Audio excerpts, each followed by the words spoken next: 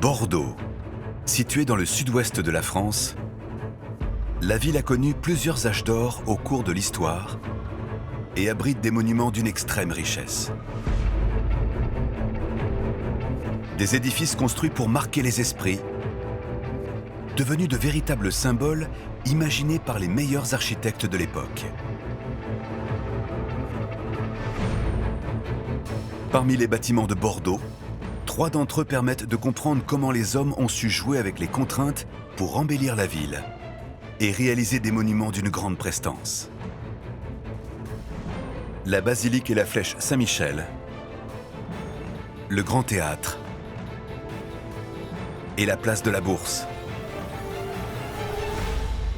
La flèche, c'est vraiment une fusée Ariane posée sur son pas de tir. C'est incroyablement élancé. Le Grand Théâtre, c'est indiscutablement un des plus beaux théâtres au monde. Nulle part il n'y avait 12 colonnes libres. Les temples grecs eux-mêmes n'ont pas ça, rien. La place royale s'ouvre directement sur la Garonne par une mise en scène architecturale absolument splendide. Comment a-t-on érigé la flèche Saint-Michel à une telle hauteur? Quelles techniques ont permis d'édifier le Grand Théâtre? Et comment les bâtisseurs ont-ils construit la place de la Bourse sur un sol instable? Le chantier va être absolument dantesque, parce qu'on est juste à côté de la Garonne. On est obligé de pomper de jour et de nuit pour évacuer l'eau. C'est un des théâtres les plus vastes d'Europe de la fin du XVIIIe siècle. Il est une sorte de joyau technologique de l'époque. On a des contraintes extrêmement précises, donc on est obligé de profiter de 2 heures à peu près pour mettre en œuvre ce quai. Grâce aux meilleurs spécialistes du patrimoine de Bordeaux, à des reconstitutions en images de synthèse et à des prises de vue aériennes inédites, vous allez comprendre comment ces édifices bordelais ont pu prendre vie. Voici l'histoire de la construction de 3 des plus beaux monuments de Bordeaux, rêve d'architectes et d'ingénieurs visionnaires.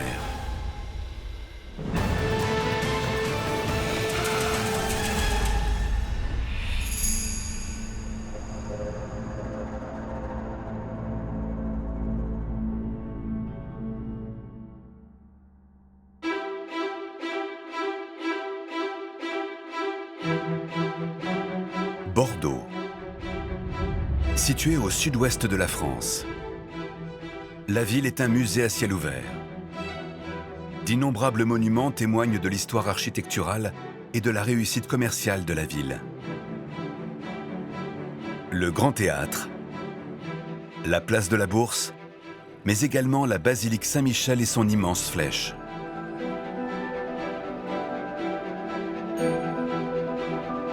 Nous sommes au Moyen Âge, en plein cœur du XIVe siècle. La ville est alors la capitale d'une principauté sous domination anglaise. À cette époque, Bordeaux est entouré de remparts.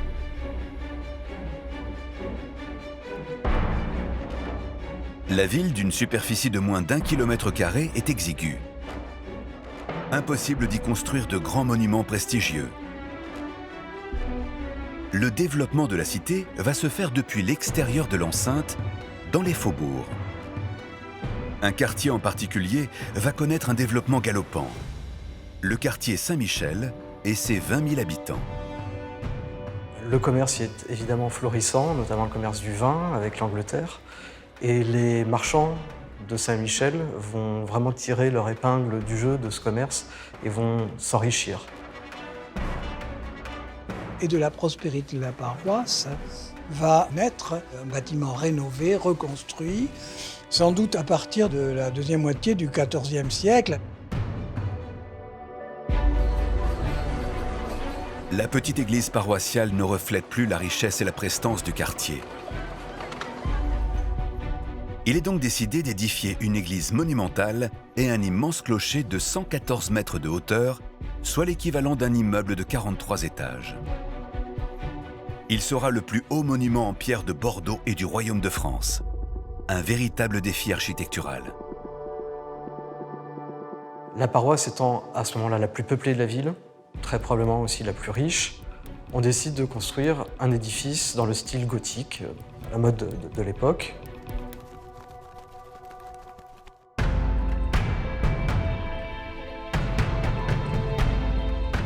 Le projet est de construire une immense église capable d'accueillir près d'1 millier de fidèles. Le monument mesurera 14 mètres de haut sur une surface de 1400 mètres carrés, l'équivalent de plus de 7 terrains de tennis. Il est décidé d'opter pour une architecture dite d'église-halle.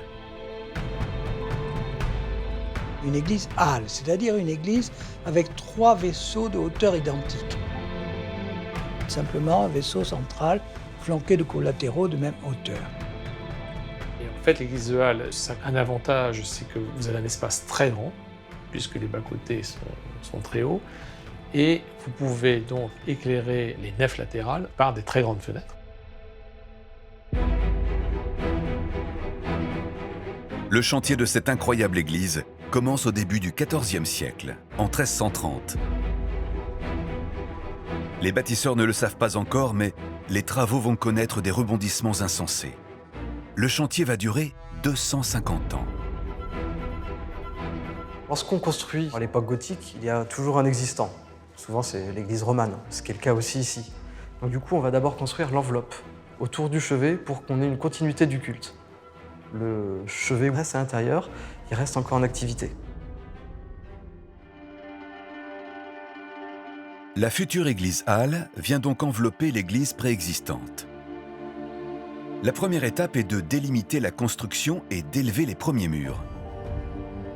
Une fois le nouveau chœur édifié et protégé de l'eau et du vent, l'ancienne église est progressivement détruite à mesure que l'on met en place les 11 piliers au centre du monument. Mais le chantier est ralenti, car même si les habitants du quartier Saint-Michel sont riches, la période n'est pas propice aux constructions de grande ampleur. Le XIVe siècle est un siècle de tous les périls. Ici à Bordeaux, on va avoir des inondations, on a eu des crises foncières, on a également l'épisode de peste qui touche ici la ville en 1348. Il y a la guerre de 100 ans qui, effectivement, n'est pas favorable au développement du commerce. Le chantier est ralenti, mais l'église-halle sort finalement de terre après un siècle de travaux. Nous sommes alors en l'an 1430. L'église fait alors 50 mètres de long pour 25 mètres de large, auquel il faut ajouter, dans la partie orientale, les 3 absides pentagonales. Pour l'époque, les dimensions sont très importantes pour une église de volume halle. J'en ai pas trouvé pour une église paroissiale urbaine d'une telle dimension à l'époque. Alors que l'église-halle, composée de 3 vaisseaux identiques, surmontée d'un toit, vient d'être achevée, un siècle après le début de sa construction, un retournement de situation va contraindre les bâtisseurs à revoir intégralement leur copie.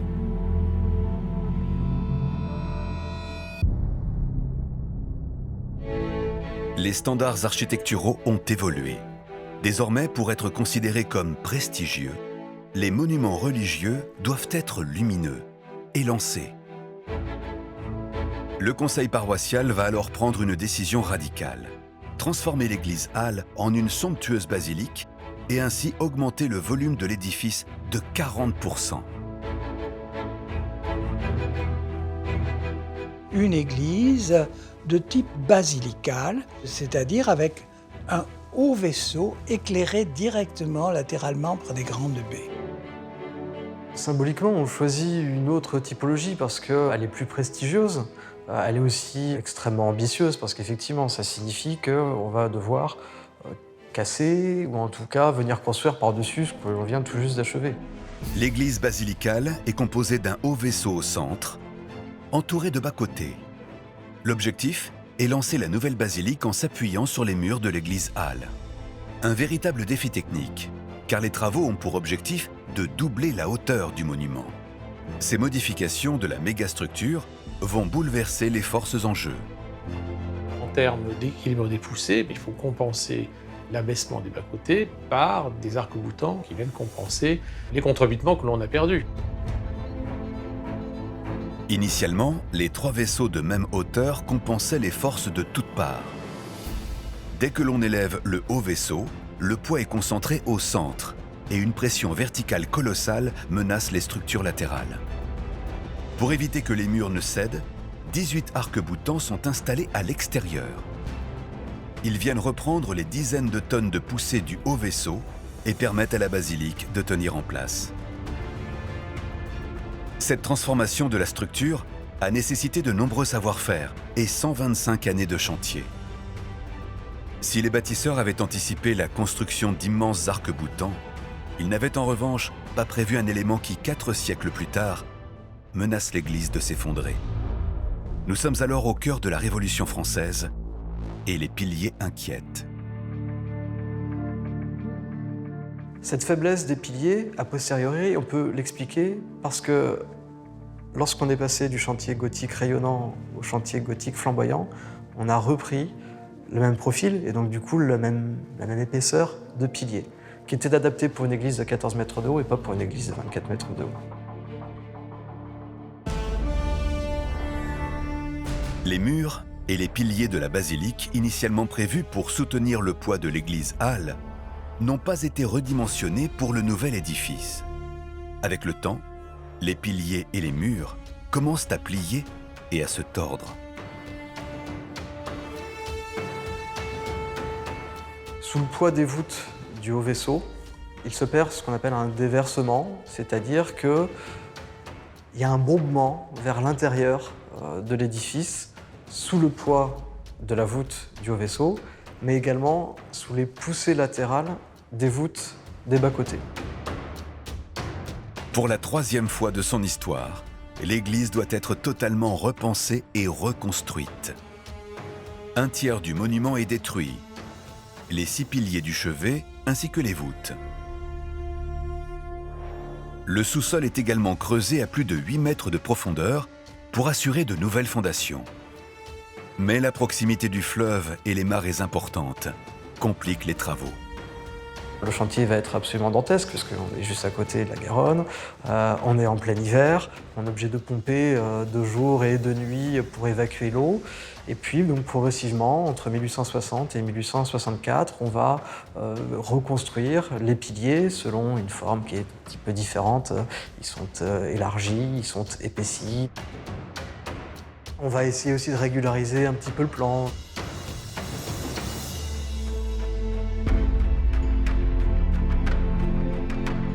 L'Église a mis au défi des générations de maîtres d'œuvre pour parvenir à édifier cette majestueuse basilique. Mais pour prouver aux Bordelais ainsi qu'au monde entier la puissance et la richesse de Saint-Michel, la paroisse prévoit, dès l'origine, l'érection d'une immense tour. Une tour qui culminerait à plus de 100 mètres, une hauteur qui, pour l'époque, dépasse l'entendement.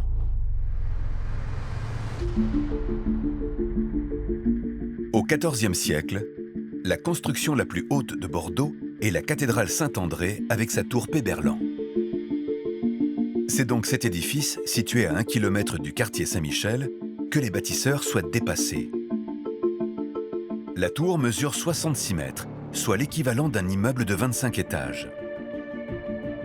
Leur objectif est de quasiment doubler cette hauteur. Pour y parvenir, les ingénieurs savent qu'il faut absolument détacher l'édifice de la basilique. À Saint-André, il y avait eu un premier projet de grand clocher-porche attaché à l'église à l'époque romane. Et ce clocher-porche a très vite basculé. Ce qui fait que lorsqu'on a envisagé de reconstruire un grand clocher, il a été décidé de le détacher de l'église pour lui assurer des fondations autonomes. Plus vous mettez une flèche unique très grande, plus vous avez intérêt à l'isoler, parce que vous avez un poids très grand, et il vaut mieux que le clocher vive sa vie tout seul, par rapport à l'église qui va vivre sa vie tout seul. C'est donc à 15 mètres de la basilique que sera édifiée la tour. Nous sommes alors en 1472. Le chantier va durer 20 ans. L'idée est de construire 6 arches massives pour les soutenir. Elle atteindra les 114 mètres de hauteur, soit l'équivalent d'un immeuble de 43 étages. Pour que cette tour puisse rester en place, il faut parvenir à créer des fondations solides. Mais à cet endroit, cela semble impossible. Ça pèse des milliers de tonnes, Alors quand vous êtes au bord de la rivière, c'est pas terrible, parce que au bord de la rivière, c'est des limons, c'est mou. L'énorme pari, c'était d'aller mettre quelque chose d'aussi haut sur, au fond, une qualité de sol qui n'était pas si bien connue que ça. C'était déjà très audacieux, ça monte à 120 mètres, on se rapproche des pyramides. La grande pyramide de Khéops, en Égypte, mesure 146 mètres de hauteur sur 230 mètres de côté. Son emprise au sol est colossale, 53 000 mètres carrés, soit l'équivalent de plus de 7 terrains de football. La flèche Saint-Michel, quant à elle, mesure 114 mètres de hauteur pour seulement 20 mètres de diamètre. Un tel élancement n'avait encore jamais été tenté. Cette construction dépasse l'entendement. En fait, tout le challenge tient à supporter la flèche. Par conséquent, si on devait caricaturer, la tour n'est constituée que de contreforts, autour desquels on va tendre une peau de pierre, mais qui est la plus légère possible. Pour y parvenir, les bâtisseurs vont construire 3 parties distinctes. Ils commencent par installer 6 arches massives ancrées dans le sol à seulement quelques mètres de profondeur.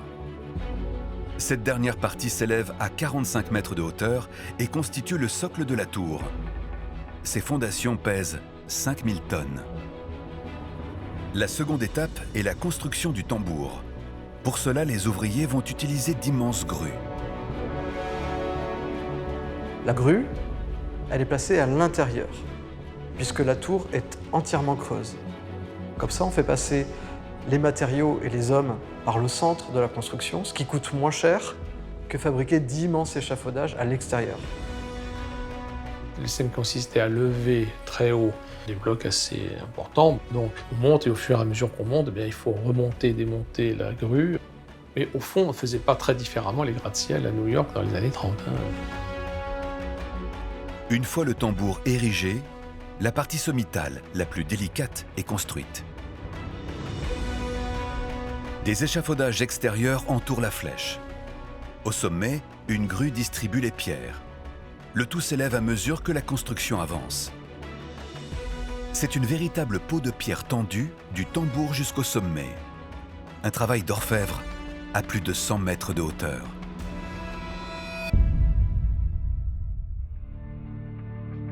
C'est vraiment des facettes en pierre qui, sur les épaisseurs minimales, font 15 cm. C'est quand même un truc absolument incroyable. Ces pierres doivent être les plus légères possibles, mais elles doivent également résister aux intempéries. À cette hauteur, le vent peut souffler à 250 km/h en rafale. Pour s'assurer de la bonne tenue de la flèche, les pierres sont toutes sécurisées. On va sceller les pierres entre elles par des agrafes métalliques, des petites pièces qui vont être également scellées par du plomb pour venir les protéger de la corrosion. Et donc plus on grimpe et plus on a d'éléments métalliques. Il faut bien voir qu'en fait l'architecture gothique, dans les derniers siècles du Moyen-Âge, c'est plus une architecture de pierre et de verre, c'est aussi une architecture de fer. La complexité de la construction et le travail des ouvriers à une telle hauteur a demandé 20 années de chantier. C'est finalement en 1492 que la flèche est scellée au sommet de la tour. Mais immédiatement, l'édifice terrifie les Bordelais.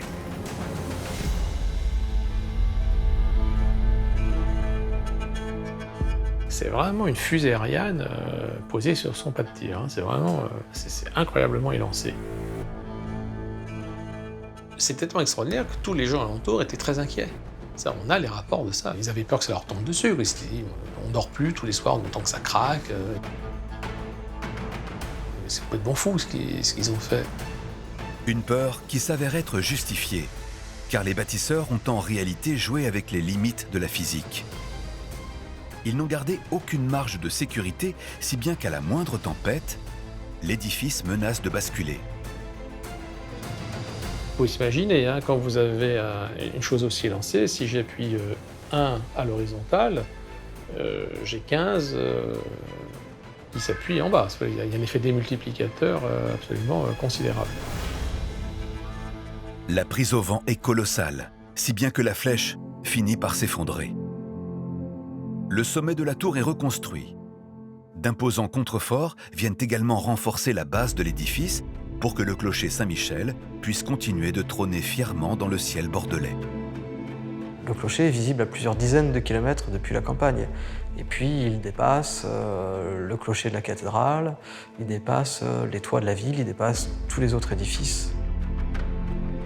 Lorsque vous arrivez à Bordeaux en bateau par l'estuaire, ce que vous voyez dans l'axe de la proue du navire, c'est la flèche de Saint-Michel, qui dit bien que Bordeaux, c'est ça. Aujourd'hui encore, plus de 7 siècles après son édification, la tour Saint-Michel reste le monument le plus haut de la ville et l'un de ses symboles. Mais une construction majestueuse va donner à la ville une nouvelle dimension et une aura internationale. Le célèbre Grand Théâtre.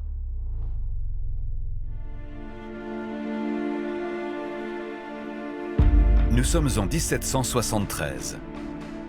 Un homme de pouvoir va offrir à Bordeaux l'un de ses plus beaux monuments jamais construits. Le gouverneur, le maréchal-duc de Richelieu, habitué de la cour du roi Louis XV, est passionné de théâtre. Il souhaite doter la ville d'un majestueux complexe destiné au spectacle. Pour cela, il fait appel à un grand architecte formé à la prestigieuse Académie de Rome, Victor Louis. Victor Louis est un architecte qui a presque 40 ans, qui a derrière lui, je dirais, un curriculum vitae des plus intéressants. Le château Trompette, c'est cet immense édifice, propriété du roi, situé au nord de Bordeaux. C'est ici, sur ce terrain vierge, concédé par Versailles, que Victor Louis prévoit d'édifier son monument. L'emplacement est idéal pour cela. On n'est pas trop loin du fleuve, ce qui permet aussi de pouvoir acheminer les matériaux de construction par le fleuve, ce qui est beaucoup plus simple que par voie terrestre. A priori, tous les éléments sont réunis pour faire rapidement sortir de terre le majestueux édifice. Et pourtant, la construction du théâtre va mettre au défi l'architecte. Les travaux ont commencé à la fin de l'année 1773 et, alors qu'il pensait, il prévoyait d'achever ce travail en 3 ans, comme cela était la règle à peu près pour un théâtre, eh bien, il a mis près de 7 ans. C'est notamment l'emplacement, aux abords de la Garonne, initialement prévu comme un avantage, qui va se révéler être finalement un inconvénient de taille. Tout se déroule bien avec les fondations classiques de pierre jusqu'à 60-65 mètres. Mais les derniers mètres, les derniers 20-25 mètres sont problématiques parce qu'on quitte le socle stable de la place de la Comédie et on rentre dans un sol beaucoup plus meuble, vaseux. Le théâtre se trouve dans une zone marécageuse avec des ruisseaux, des marais, dans lesquels la marée remonte à chaque fois, car à Bordeaux, il y a une amplitude de marée extrêmement importante, bien que la ville soit à plus de 80 km de la mer. La première idée est de verser une quantité considérable de terre et de roches pour tenter d'assécher le sol. Mais la puissance de l'eau de la Garonne rend cette solution impossible. Seule alternative, installer le théâtre sur pilotis. Louis va tapisser en quelque sorte le dernier tiers de son théâtre en sous-sol de ces pilotis qui vont eux-mêmes participer à la stabilité du bâtiment, dans le sens où il supporte une bonne partie du poids qui est au-dessus, en plus des fondations de pierre. Donc il joue un rôle qui est un rôle aussi de possibilité en quelque sorte de fluctuation de l'humidité en sous-sol sans impact sur la stabilité du bâtiment. La partie ouest est constituée d'un sol en pierre. Mais à l'est, près de la Garonne, le terrain est totalement vaseux. Un cours d'eau souterrain est même présent. Victor Louis va donc installer 240 pilotis allant parfois jusqu'à 15 mètres de profondeur. Il constitue un immense maillage de 1300 mètres carrés soit l'équivalent d'une surface de 5 terrains de tennis. On a pu commencer à mettre en place les 2 étages de cave qu'il y a au Grand Théâtre. Donc c'est un travail titanesque au départ pour assurer la stabilité et la solidité de l'édifice. 200 hommes vont s'atteler à ce travail fastidieux. Le chantier pèse considérablement sur les finances de la construction, si bien qu'après 1 an de travaux, les pilotis sont à peine installés que les caisses sont vides.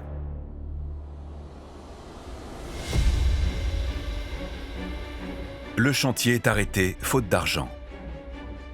Il faudra attendre de nouveaux financements pour que Victor Louis puisse commencer à élever le monument.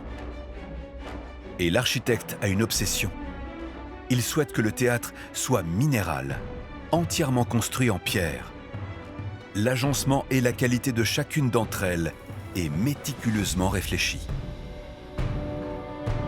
Il y a évidemment dans tout le sud-ouest des carrières qui permettent à Victor Louis de faire des choix. Ces choix sont en adéquation avec la propriété que chaque pierre doit avoir dans la position qu'elle a par rapport à la stabilité du bâtiment. Les plus résistantes sont des pierres qui sont utilisées pour les socles, pour les marches d'escalier et pour les premières assises de pierre de taille, jusqu'à 80 cm environ du sol. Et puis lorsqu'on s'élève dans l'édifice, on va choisir un calcaire qui a une esthétique à peu près identique, mais qui est beaucoup plus léger, beaucoup moins dense, et tout cela participant de la stabilité du bâtiment. 4 variétés de pierres sont ainsi intelligemment réparties dans l'ensemble de l'édifice. L'objectif de Victor Louis est de faire tenir ces milliers de pierres de taille sans le moindre artifice. Il s'agit là d'une sorte de Lego, si on peut dire, où on va empiler ces pierres. Victor Louis étant un génie, si on peut dire, de la stéréotomie, cet art de la taille de la pierre, qui fait que le bâtiment tient sans accompagnement métallique. Louis a essayé d'utiliser au maximum la pierre pour éviter évidemment tout ce qui est incendie. Il a tellement soigné la construction que c'est un chef-d'œuvre. Pour donner encore plus de grandeur à son monument, Victor Louis va se lancer un défi technique qu'aucun architecte n'a encore jamais tenté. Il souhaite construire une avancée monumentale dotée de 12 colonnes. Nous sommes alors en 1776. Nulle part au monde, il n'y avait 12 colonnes libres. Les temples grecs eux-mêmes n'ont pas ça, rien. Ces 12 colonnes en façade, naturellement, ne pouvaient pas tenir, normalement, sans être contrebutées aux angles. Parce que c'est un problème de poussée tangentielle et de poussée vers l'extérieur. Et naturellement, les contemporains disaient « c'est pas possible ». Une voûte plate, c'est un élément architectural très fragile qui tient parce qu'on taille les pierres de manière à ce que les forces se répartissent jusqu'à être stoppées par les murs latéraux. Or là, comme on est à l'avancée du bâtiment, de murs latéraux, il n'y en a pas. Et elle va notamment interroger les Bordelais qui, conscients de la difficulté technique, pensent que cette voûte plate ne tiendra jamais. Cette avancée composée de 12 colonnes induit des forces colossales vers l'extérieur du monument. Si rien n'est fait, les colonnes extérieures risquent de s'effondrer et d'emporter avec elles une partie du théâtre. L'une des possibilités serait de retenir ces forces à l'aide de contre-butées. Mais Victor Louis souhaite laisser ces colonnes totalement libres. Il va alors trouver une astuce efficace et imperceptible.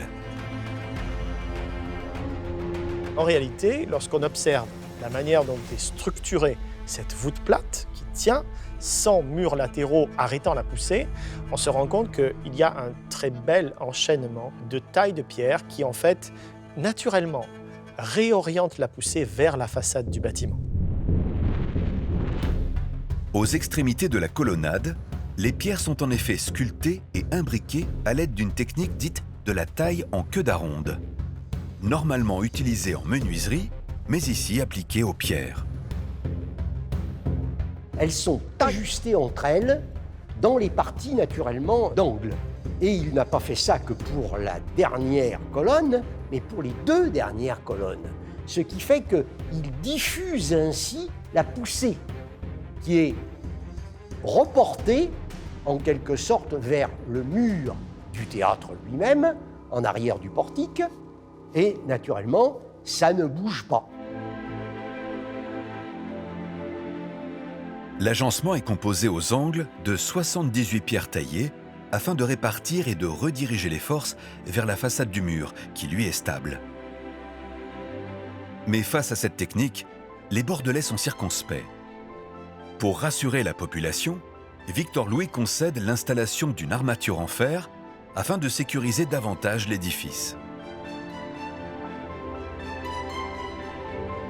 Certains pensent qu'il est utile, d'autres que c'est une véritable boutade, et c'est ainsi qu'on nomme le clou de Victor Louis, c'est-à-dire un des seuls appareillages métalliques existants dans le bâtiment, tout le reste, ou presque, n'étant que le résultat de la virtuosité de Victor Louis pour la taille de la pierre, de l'agencement, sans assistance métallique.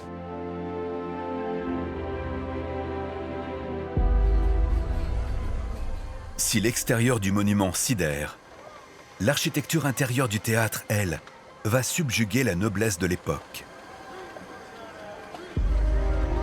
Les carrosses laissent descendre les spectateurs à couvert, sous le portique, avant qu'ils ne pénètrent à l'intérieur de l'édifice.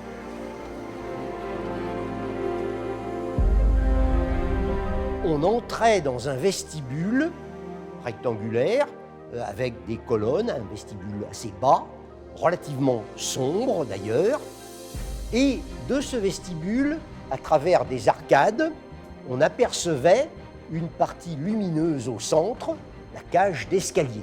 C'est un chef-d'œuvre absolu. Cette entrée magistrale est conçue tel un décor de théâtre.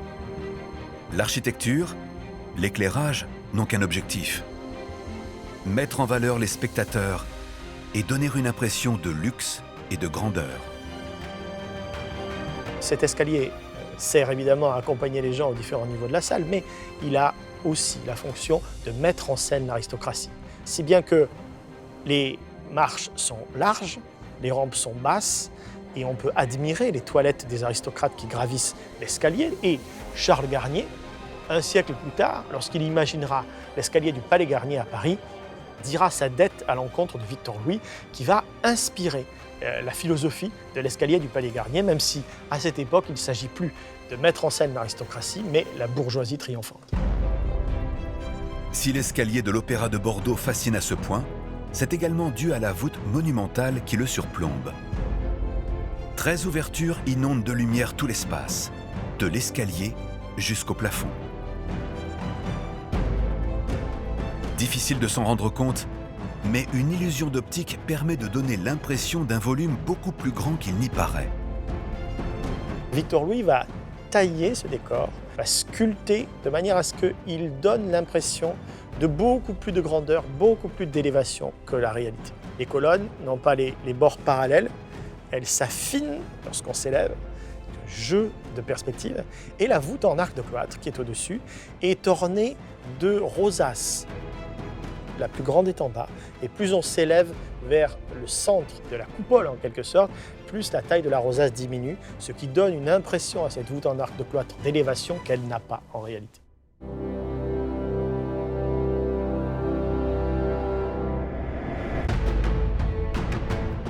Après avoir gravi l'escalier, les spectateurs cheminent vers le cœur du monument, la salle de spectacle.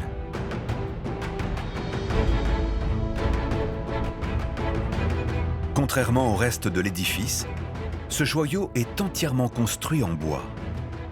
L'architecte Victor Louis compare la salle à l'intérieur d'un instrument de musique.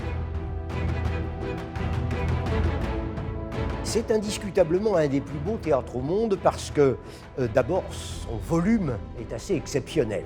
C'est devenu un monument et c'était déjà, dans l'esprit de Louis aussi, un monument.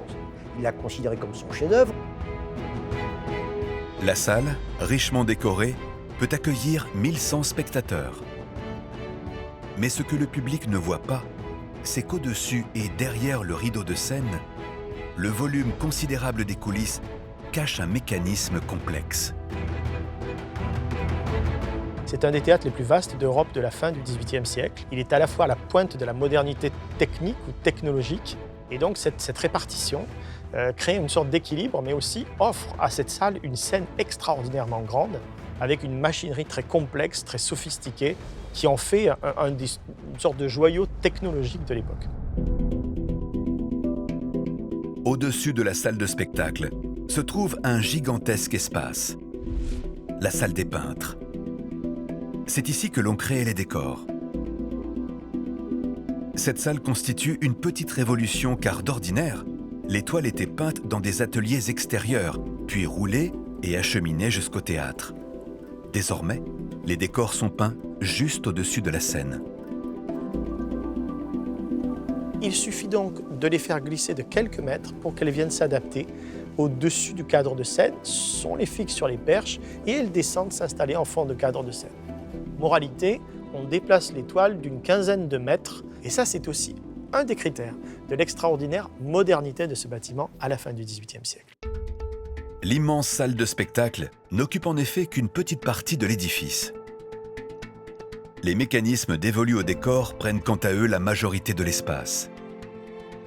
Car pour qu'ils puissent apparaître et se dérober, il faut que le volume au-dessus et en dessous soit aussi important que celui de la gigantesque scène. Une scène de 10 mètres de hauteur, 16 mètres de largeur, sur 25 de profondeur, soit l'équivalent du volume de plus d'une piscine olympique. Impossible de s'en rendre compte depuis la salle, mais ces dimensions hors normes permettent de dissimuler 13 rangées de décors actionnés par un système de cordes et de chariots sur rails. Ces chariots possédaient une structure en triangle. Il y avait donc un bras qui passait par les costières, c'est-à-dire cette sorte d'espace du plancher de scène. Sur ce bras, on fixait l'élément de décor, et donc les chariots étant mouvants sous scène permettaient le déplacement de ces éléments de décor, et ce en plans successifs. D'où une extraordinaire mécanique permettant d'animer la scène, ce qui faisait du théâtre, à la fin du XVIIIe siècle, un théâtre technologiquement plus avancé pour la scénographie. À l'aide de ces mécanismes complexes, les décors peuvent apparaître de toutes parts et bouger dans toutes les directions. Le dispositif au-dessus de la scène permet de descendre les toiles peintes, de les déplacer verticalement et horizontalement. Le système dissimulé sous la scène permet quant à lui de faire apparaître les décors depuis le sol et de les mouvoir sur toute la largeur. Ces mécanismes constituent une révolution pour l'époque. Le Grand Théâtre, inauguré en 1780, devient ainsi un symbole de modernité, mais également une référence architecturale qui marque véritablement l'avènement d'un nouveau Bordeaux. C'est en quelque sorte la physionomie du Bordeaux du futur qui est initiée, décidée par l'installation du Grand Théâtre à cet endroit. Louis, dès le départ, a conçu son théâtre comme un élément fondamental du Bordeaux de demain. Si le Grand Théâtre est un symbole de la richesse et de la nouvelle puissance de la ville, c'est la construction d'une place digne de Versailles qui va, pour la première fois de son histoire, permettre à Bordeaux d'ouvrir la ville sur le monde.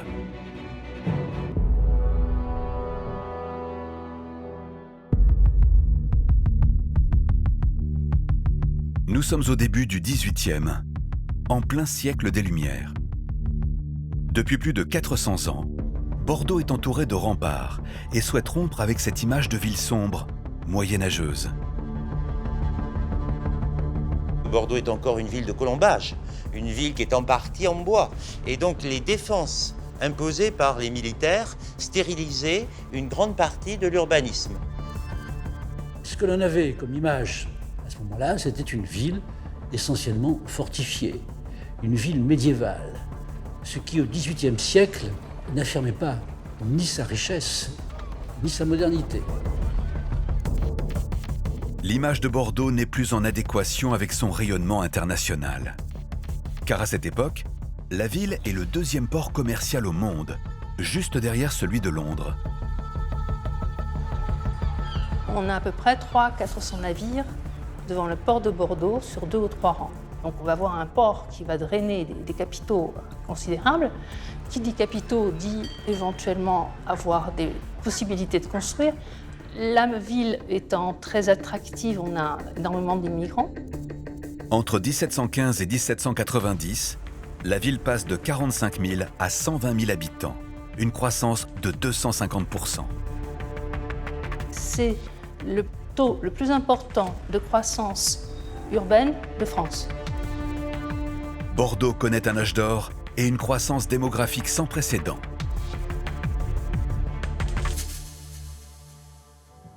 Il est donc urgent d'offrir à la cité un monument à l'architecture moderne, visible de tous, pour symboliser la nouvelle puissance économique et la prestance de la ville.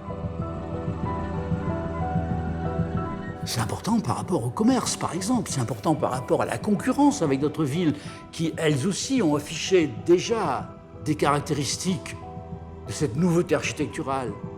Donc, nous avons, à ce moment-là, dans cet esprit, je dirais, de compétition urbaine, cette volonté de refaire la ville. Il faut détruire l'iconographie ancienne et rentrer de plein pied, par l'intermédiaire de cette architecture nouvelle, dans ce qui devrait être une ville contemporaine. Il est donc décidé d'édifier une place royale, hors norme, en l'honneur du roi Louis XV.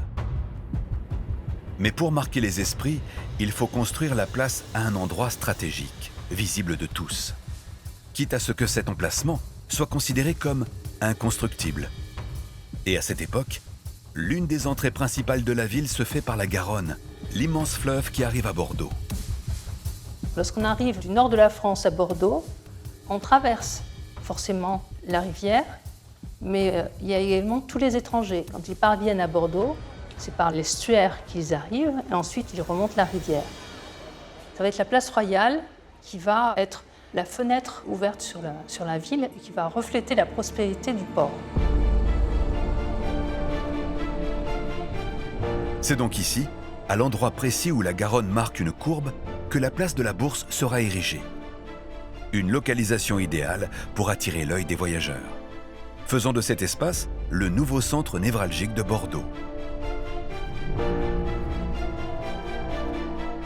La place Royale promet d'être un immense espace de 12 000 mètres carrés, l'équivalent de 45 terrains de tennis, entouré de monuments prestigieux d'un côté et ouvert sur la Garonne de l'autre. Pour gagner de l'espace, la place doit s'avancer au-delà des murailles et au-dessus du fleuve, impensable pour l'époque. Donc le Parlement, lui, va dire à ce moment-là que la réalisation d'un quai sur le fleuve va entraîner des mouvements de sable dans le lit du fleuve et va donc entraver la navigation. En gros, on arrête tout et on met un terme à ce projet. Mais le roi Louis XV ne compte pas se laisser faire. Il envoie donc à Bordeaux l'un de ses architectes, Jacques V Gabriel, accompagné d'ingénieurs. Leur objectif ? Effectuer des relevés techniques afin de prouver que la réalisation de la place ne cause aucun problème au bon fonctionnement du port. L'une des premières missions de l'architecte et des ingénieurs va être de relever le cours de la rivière, puis de descendre sur un bateau avec le courant pour justement repérer différents problèmes qui pourraient se produire. Et à partir de là, ils produisent un plan qui montre qu'aucune entrave ne peut être causée par cet atterrissement en avant de la place. La construction de la place peut donc commencer. Nous sommes en 1730. Le chantier va durer 25 ans. Les ouvriers détruisent 21 échoppes et 10 maisons. 150 mètres de murailles sont abattus. Mais pour donner davantage de grandeur à la place, le défi est de construire un balcon au-dessus de la Garonne. Cette étape va se révéler être un véritable calvaire, car le sol est totalement instable et les éléments menacent le chantier. Au XVIIIe siècle, vous n'avez pas encore de quai. C'est une berge qui est une berge boueuse, sale. Il faut savoir que Bordeaux est une ville qui est très marécageuse. Et en plus, on a des contraintes extrêmement précises. Tout simplement, la ville de Bordeaux est construite à un endroit où on a quand même l'effet de la marée. Donc on est obligé de profiter de 2 heures à peu près pour mettre en œuvre ce quai. C'est-à-dire que les entrepreneurs doivent préparer tous les matériaux dont ils vont avoir besoin pour très vite profiter des 2 heures que leur laisse la marée pour mettre en place les matériaux. L'objectif des travaux est de créer une avancée de 20 mètres de large sur 150 mètres de long. Les pilotis en pin de 40 cm de diamètre sont enfoncés à 7 mètres de profondeur. Les pilotis sont ensuite reliés entre eux. Cette structure est extrêmement solide. L'armature est capable de recevoir les maçonneries destinées à l'édification du balcon.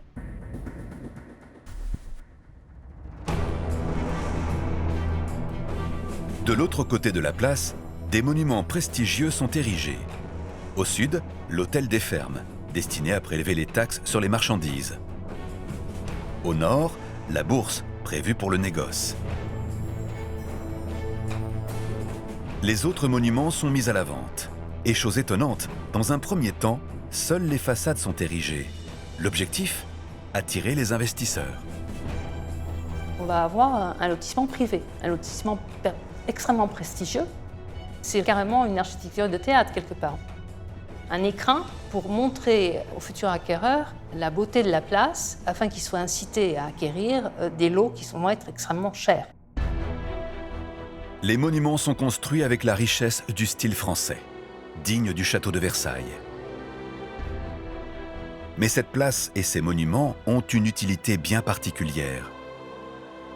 Ils ont pour but de mettre en lumière la statue équestre du roi initialement située au centre, en lieu et place de la fontaine aujourd'hui présente.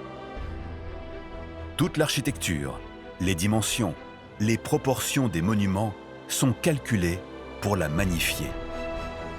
Le principe de la place royale, c'est que c'est un écrin monumental pour la statue équestre en bronze du souverain. Tout doit être à l'échelle, tout doit concourir donc à mettre en valeur la statue. Il y a un rapport entre la place, la hauteur de la statue, le socle, les bas-reliefs.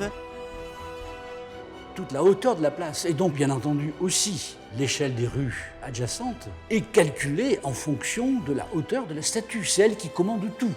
Il ne faut pas que l'architecture écrase la statue, mais plutôt que la statue domine l'architecture.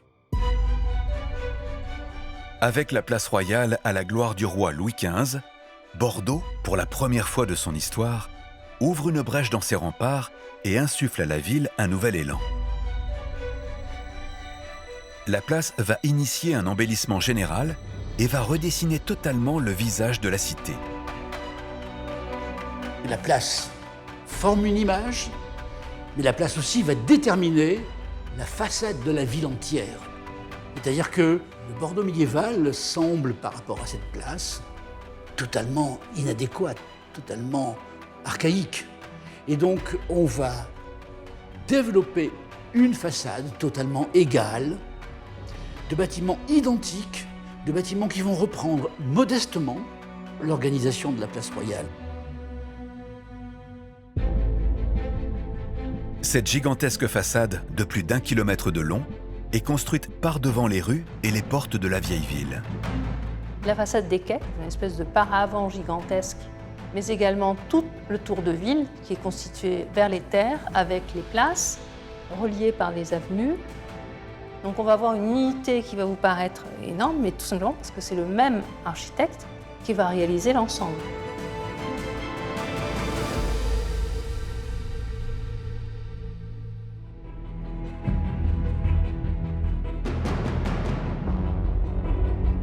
En l'espace de 7 siècles d'histoire et de construction, Bordeaux est passé d'une cité engoncée dans ses remparts à une ville faste, luxuriante. Son écrin architectural révèle sa puissance économique et sa place privilégiée parmi les grandes villes dans le monde. La basilique Saint-Michel, le Grand Théâtre, la place de la Bourse. Ces monuments emblématiques ont chacun, à leur période, redessiné le visage de la ville. Ils sont le formidable témoignage des rêves d'architectes et illustrent comment Bordeaux, au fil des siècles, affine et adapte son image pour toujours être une ville en phase avec son temps.